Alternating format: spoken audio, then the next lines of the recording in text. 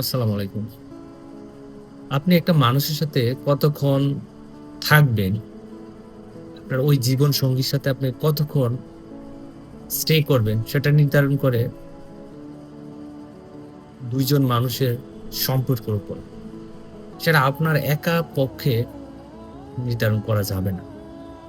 আপনি একা টেনে হেঁচড়ে সংসার বা সম্পর্ক এগিয়ে নিয়ে যেতে পারবেন না। যতক্ষণ পর্যন্ত ২ জন মানুষ একই সাথে একই স্রোতে গা না ভাসাবে। আমাদের সমাজে অনেক মানুষ আছে দেখবেন যারা হচ্ছে নিজেদের সম্পর্ক টিকিয়ে রাখার জন্য অনেক স্ট্রাগল করে একতরফাভাবে। কিন্তু দিন শেষে তারা হারিয়ে যায়, হেরে যায়, বিলীন হয়ে যায়।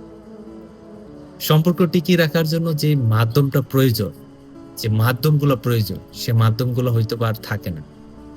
কম্প্রোমাইজ, স্যাক্রিফাইস, ট্রাস্ট এবং লাভ। এই ব্যাপারগুলো যখন থাকে না, তখন ওই সম্পর্কগুলো আর টিকে থাকে না।